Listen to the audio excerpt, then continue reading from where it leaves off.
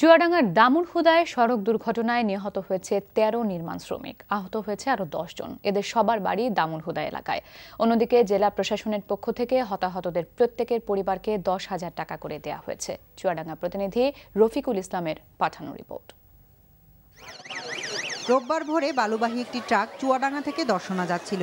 ট্রাকটি উপজেলার জয়রামপুর প্রাথমিক বিদ্যালয়ের সামনে পৌঁছালে বিপরীত দিক থেকে আসা চুয়াডাঙ্গাগামী যাত্রীবাহী একটি ইঞ্জিন চালিত আলম সাধুর সাথে মুখোমুখি সংঘর্ষ হয়।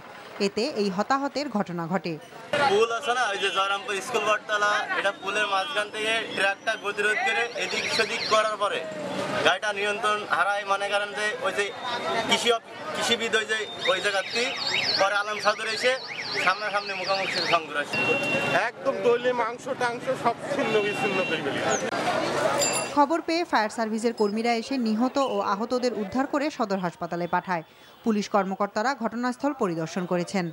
নিহত ও আহতরা সবাই দামুড়হুদা উপজেলার বড় বলদিয়া গ্রামের বাসিন্দা ও নির্মাণ শ্রমিক। তারা আলমডাঙ্গা থেকে মুন্সিগঞ্জ যাচ্ছিলেন। নিহতদের মরদেহ সদর হাসপাতাল মর্গে রাখা হয়েছে। NTV news desk.